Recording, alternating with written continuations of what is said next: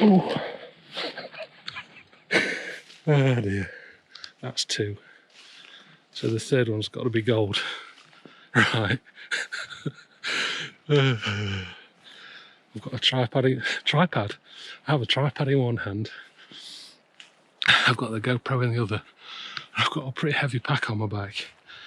And the ground is well rutted. It's not, as you can see, there's not many folks who've been through here. Sounds lovely. Just get that whoosh of wind coming through the top of these huge pines. It's like there's a train running by.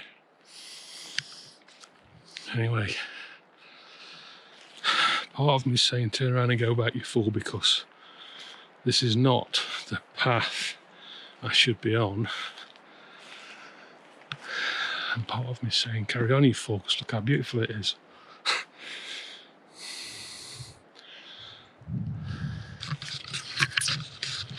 Very, very pretty.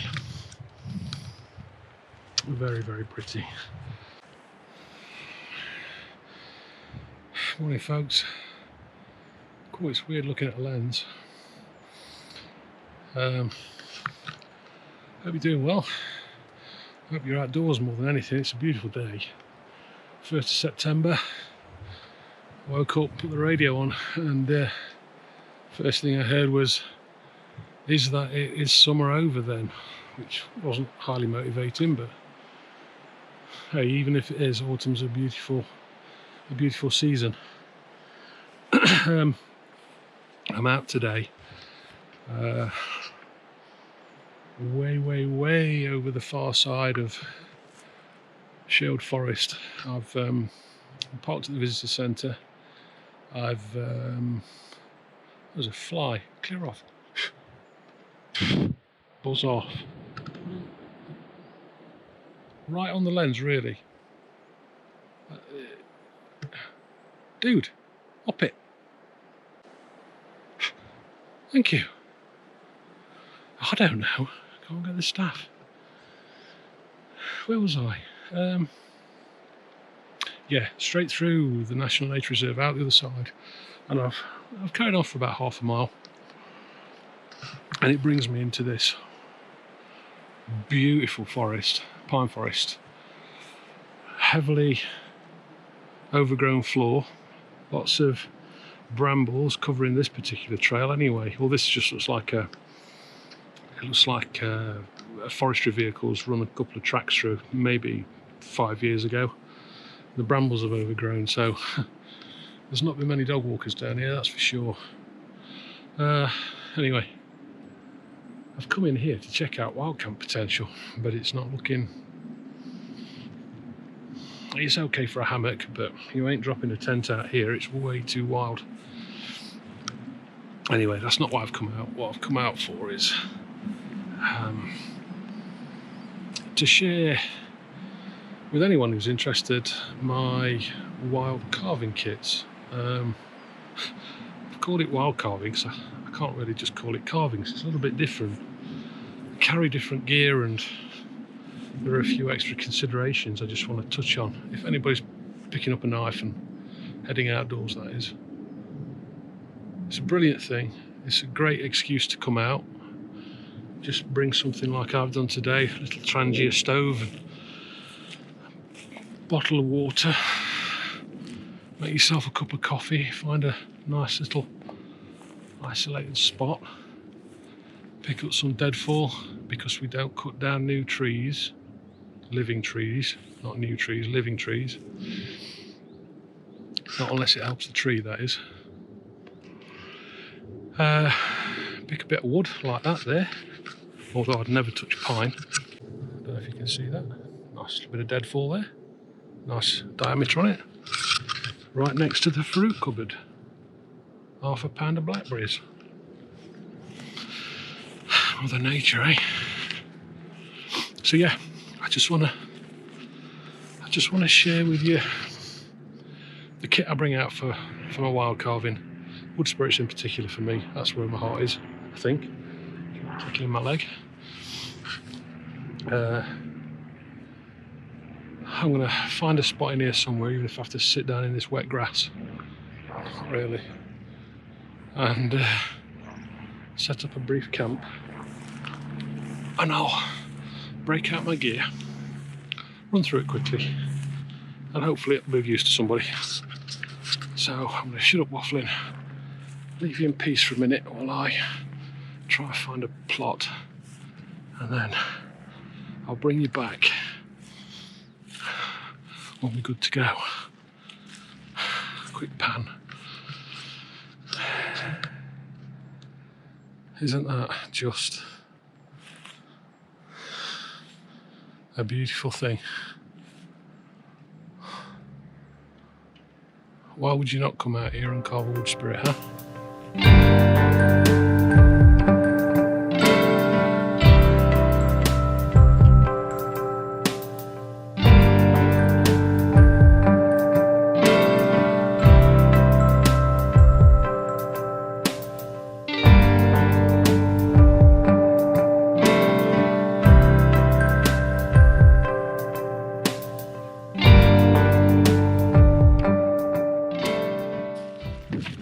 Oh.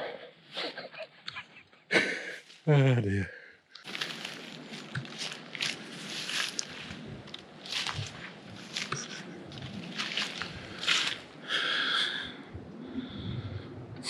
I don't know where this is leading me.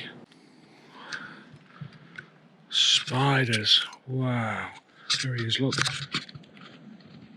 Don't know what kind of spider he is.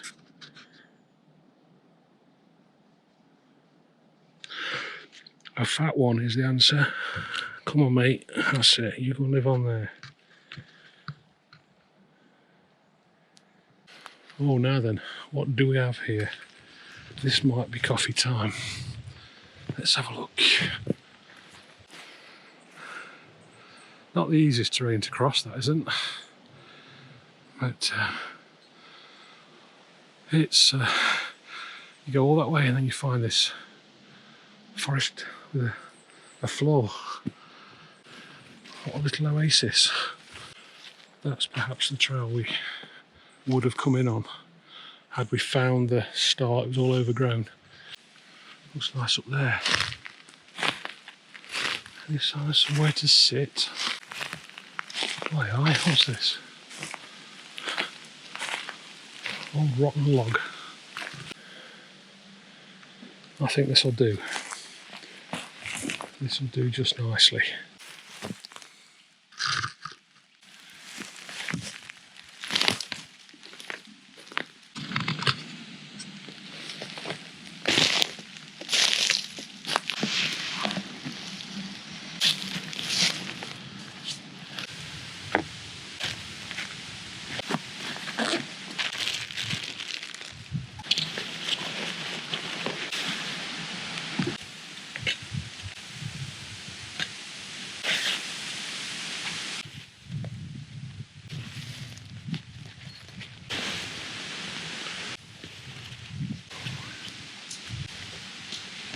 Show you these.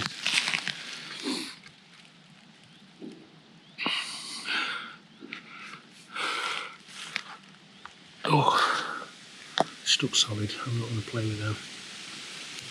Horse's hoofs, polypores. There's all sorts floating around here. Oh, tripods. Really old tree. There's no sign of any little wooden shelters, lean-tos. This tree scar looks interesting. It really does look like a scar, doesn't it? It's like Frankenstein's monster.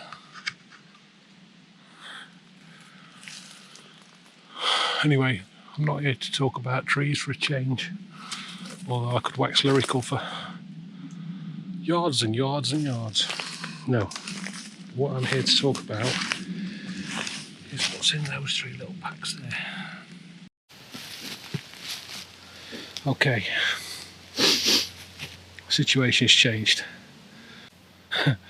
I just emptied everything out of my bag. Everything's gone black. Oh, it's just started to rain. I'm pretty well sheltered above, but it won't keep out anything heavy. Anyway, I'm going to try and power through this, just in case it does get nasty and I have to pack up. Okay, wild carving. Call it wild carving because it's carving in the wild. Now, I break my gear down into 3 kits. I've got a saw kit, because obviously when you're coming out into the wild, you're not going to bring wood with you. You're going to collect something from the forest floor. So you need a saw. You need a saw of some kind. And I don't get much of a kick out of sawing wood. So I want to make the job as easy on myself as I possibly can. And this here is my trusty saw kit. There's not a lot to it, but what it contains is my trusty gloves, and these aren't expensive. They cost, I don't know, £7 or £8, but it's a real thick, heavy duty hide. If you're cutting timber from the floor, you've got all sorts of nasties on there, splinters, thorns, all sorts of bits and bobs that can make a mess of your hands. So it's just a wise thing to carry. Decent pair, leather, hide, heavy duty gloves. And the only thing that I use for sawing is my backhoe lap lander. It's by far and away the lightest, most compact, reliable bit of kit for sawing wood I've come across. So this is it. This is the kit. Highly recommend it. It's done a lot of work, and the black finish on the actual blade itself is far from just a painted finish. It actually reduces friction. So when you're cutting through things like oak, real hardwood, a nice smooth finish and a nice clean cut, and that is as good as the day I bought it. It's really, really sharp. It's not lost its edge. I did put a 45-degree kink in that end the second time I used it, but as you can see, it's straightened it out with a pair of pliers, and it's not missed a beat. Proper piece of kit. So that's it. If you're coming out carving wood, you need something to saw first. This is my saw kit. Good pair of leather gloves, backhoe lap lander, wrapped up in a shish kebab, and that is easy to just throw in the bottom of your bag. Next is the meat and 2 veg. I've repurposed this pack. It's perfect for me. For my outdoor carving, for wild carving, this heavy duty canvas pack started off life as a hair clipper bag. Other hair clippers are available, but it's just perfect. Keeps it all nice and tidy, pockets some little bits and bobs inside. So this is my carving kit, and this consists of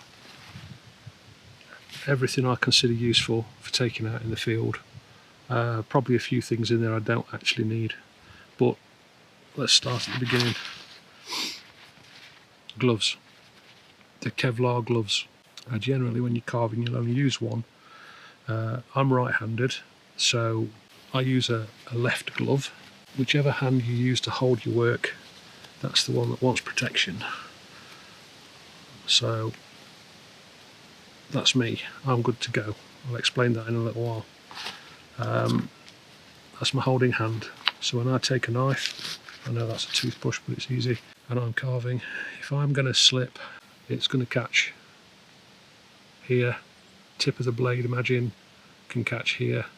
If you go this way, which is what I did, I went straight through the side of my finger here, and I've lost all feeling in that finger from knuckle to tip on one side.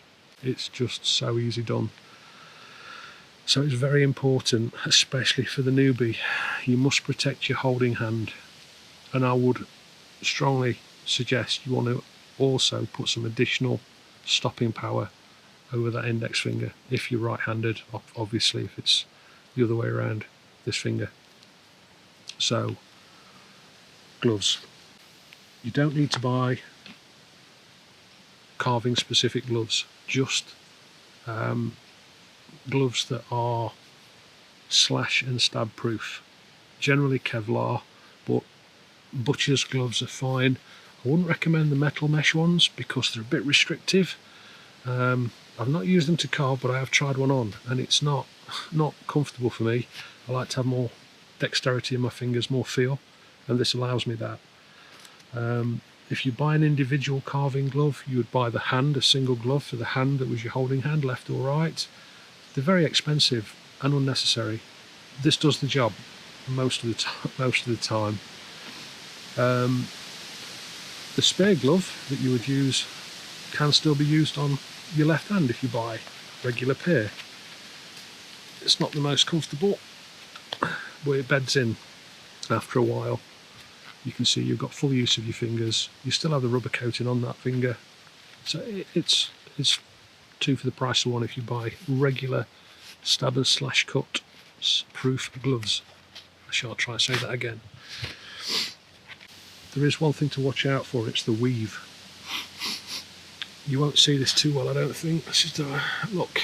But the weave on there is quite tight. The thread count is high. There are some slash and stab proof Kevlar gloves where the weave of the hand is more like a thicker weave that's in the elasticated wrist section here.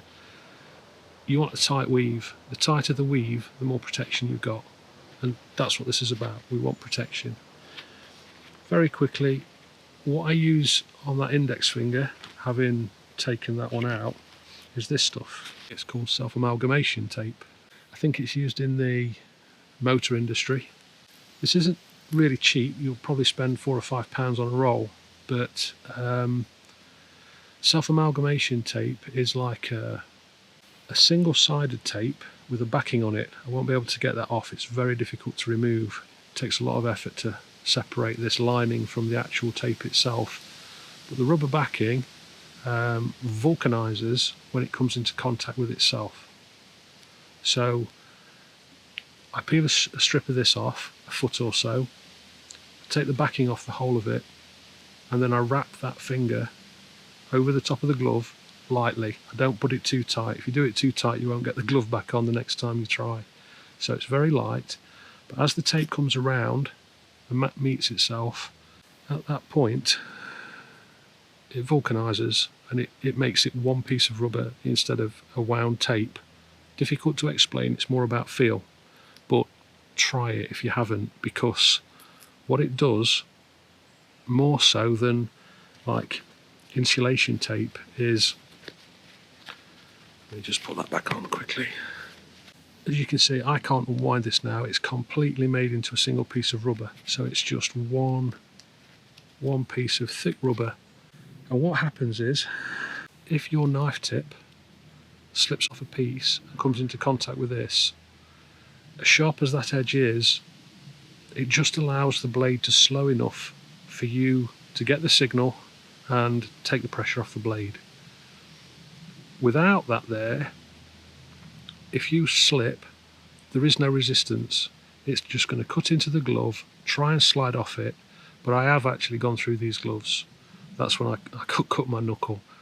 If there's enough force in your wrist and it slips and catches it, it can go through. It will certainly nick it, and it's not a very pleasant sensation.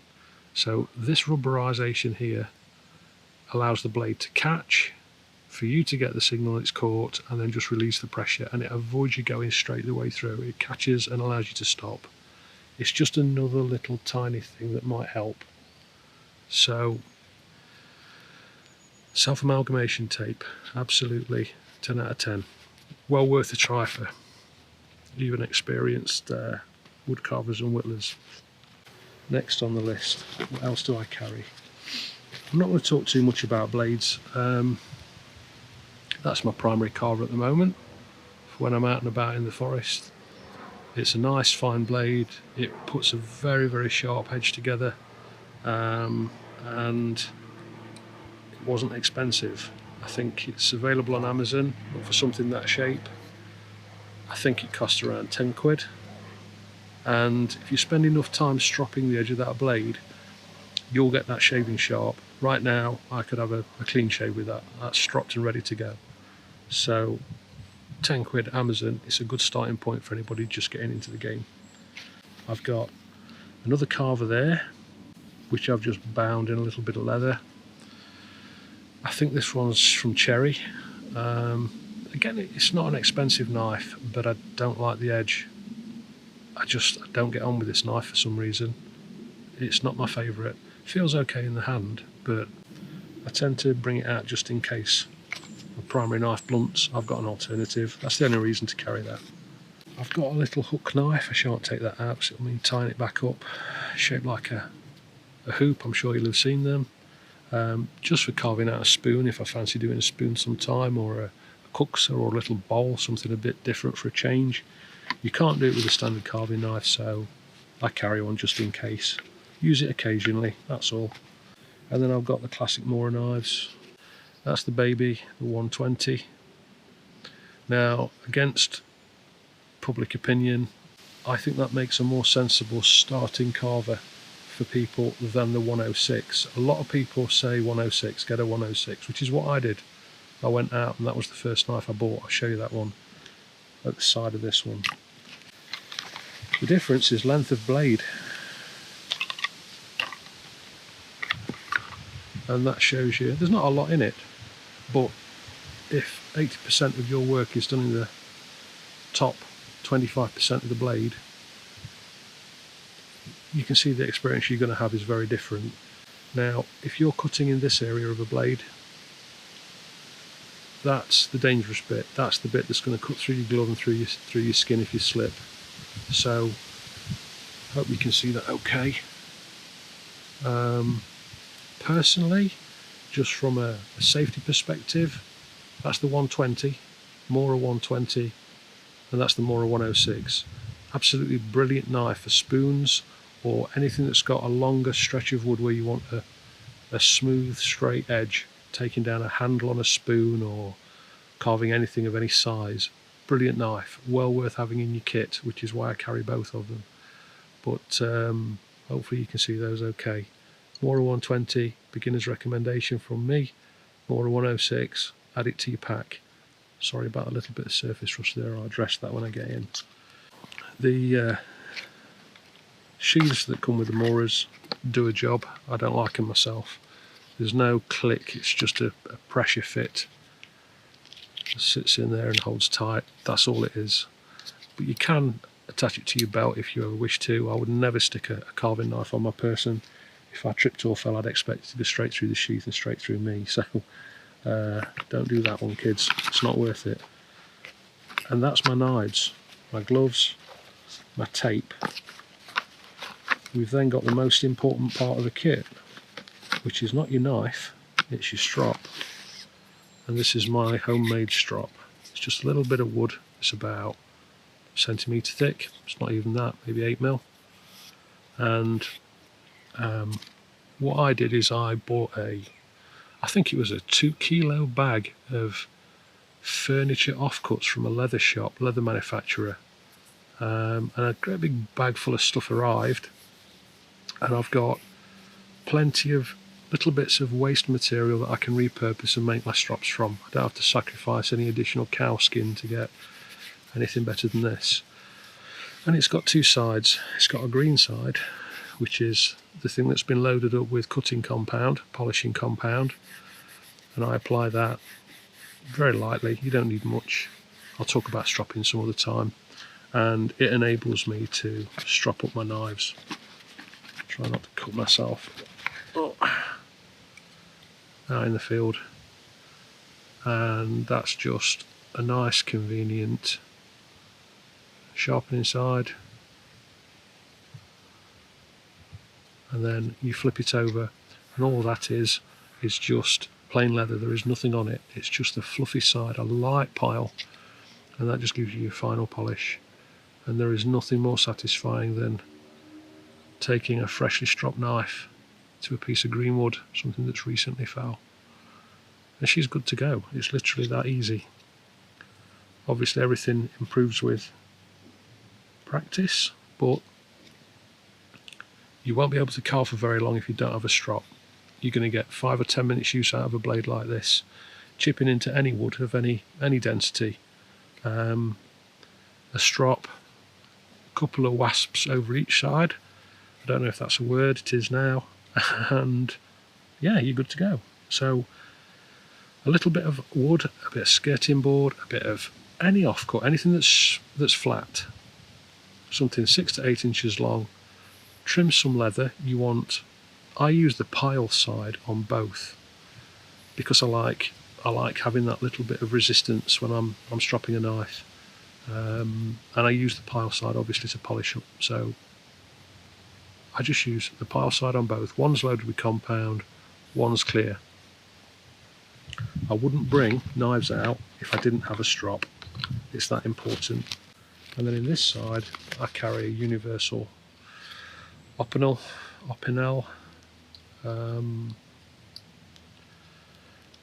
standard utility knife. Generally, I only carry this in there because it's where my knives are. But I use that for cooking prep. I don't tend to do much else with it. You could carve with an Opinel, but the depth of the blade, the width of the blade is restrictive. You're not able to cut corners, you're not able to get great detail. You need a narrower profile, something half the width of that blade. But it's a nice general knife. It's a nice utility knife. You wouldn't have it as an EDC because you've got a locking mechanism on there and the authorities won't like it. So don't carry it on you around the streets, people. But in a carving kit, perfect. Nice bit of a blade. Two other relative essentials if I'm out and I'm getting serious, if we're getting down and dirty. As you're carving a piece, you get tiny little burrs of wood in cracks and crevices, and you can use the blade as much as you like. You'll never get rid of them. All you do is create more. So an old toothbrush and a little bit of a brush through any nooks and crannies, and it's cleaned up. You can see what you're doing, dig down deep, and you won't be able to do it without. So I like carrying a toothbrush. Once you've cut a piece of wood and you're ready to go about marking up, pencil, draw your lines, and you're away. It allows you to detail things on the fly. You can draw your centre lines, you can pick out details as you go, but it's a nice utility piece of kit. Got other uses obviously when you're out in the field. And that's the meat of it. That's the meat of it. The only other bits I've got in there is a pair of scissors. I don't know why. I suppose it's because it used to be a hair care kit. And a couple of very cheap. There's a V-groove tool there. I don't know if you'll see that. It's just a very, very cheap eBay special, part of a pack. And that is a little tiny parting tool, I think it's called. Correct me if I'm wrong. Again, it's just got a purpose when you're detailing bits and bobs. Personal preference, carry what you will. So the essential stuff: at least one good detailing knife, your strop, compound, safety gloves, don't forget them, or glove at least. And that, my friends, is my wild carving kit, field carving kit. So that's covered. My saw kit, my carving kit, and last but not least, I've got my first aid kit.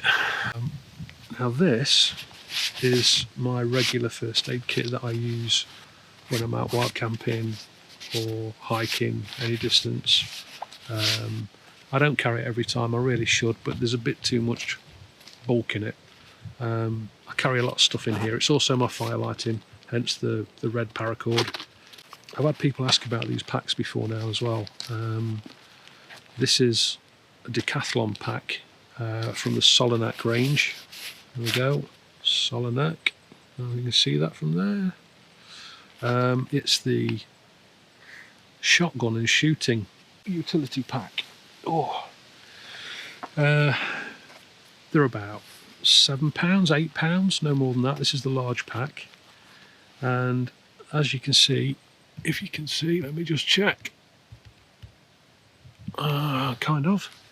There's a lot of flexibility of stuff in there.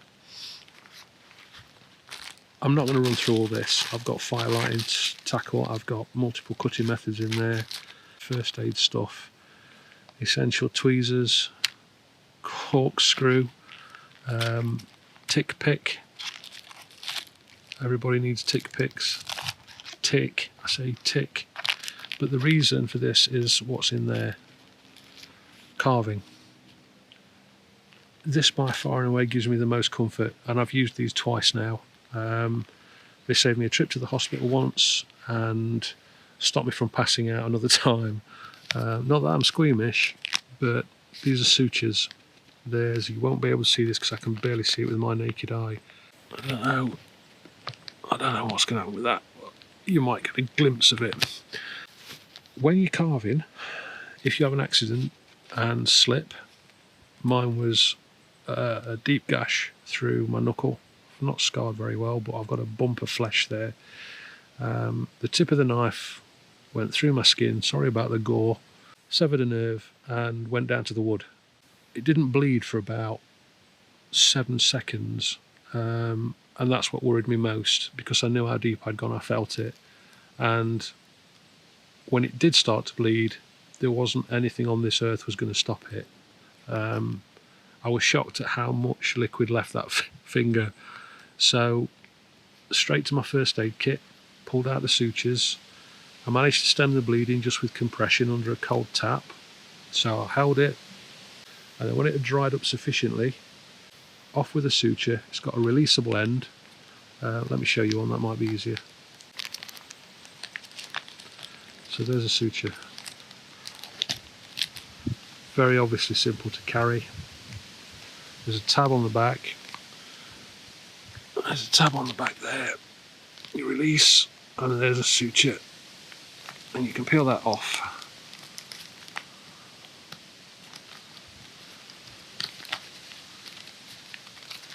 And then over where the gash is, you apply the suture.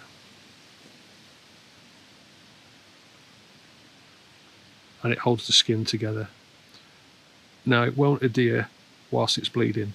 If you try, as I have, to put one of these on with blood or adhering it here and here and let the wet patch alone, it doesn't work. It just won't work. You need to stem the bleeding first. So compression, if you're out in the forest, you need to hold it. You need something clean to hold it with. Your spare glove is one option. So you hold the cut, compress the joint. Once it's come together, you're then able to apply a suture. Cover as many as you need, just so that the skin is braced, and I can feel that tightening up now. You can see my skin crinkle. That's how well adhered the suture is. It's a stitch, effectively a surface stitch, and then get yourself back and either get some medical assistance or clean it up, disinfectant, and away you go. Now it seems like a bit of overkill, but believe me, there's no joy in cutting yourself with a carving knife at any time. And having sutures on hand when you're out in a forest, particularly on your own, I consider that essential first aid. It's not worth not going. Just stick a packet in your wallet or your purse or whatever it is that you carry around with you. If that's all you take, make sure if you take knives, you take sutures. Drop some in your knife pack if necessary. I've got my entire first aid kit because that's where they live, but I don't need to carry all of that, obviously, for carving. What's essential is just carrying a few stitches and making sure you've got the basics dealt with. Right. I think it's time for a coffee.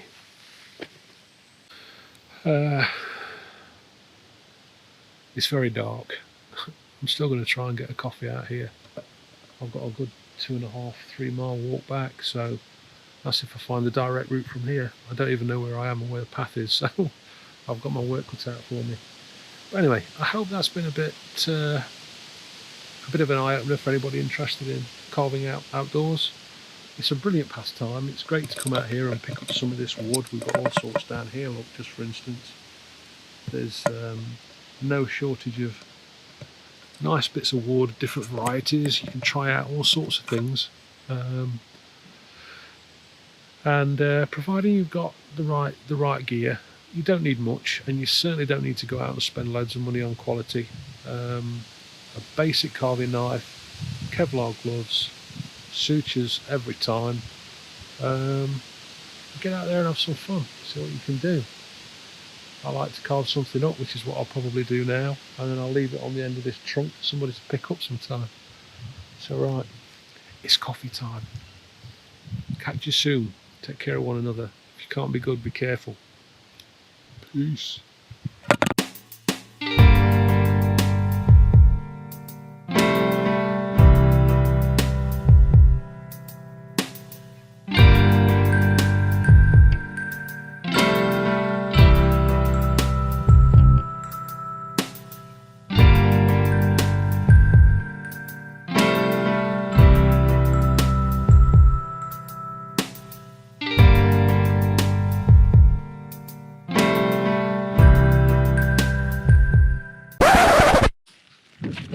Oh.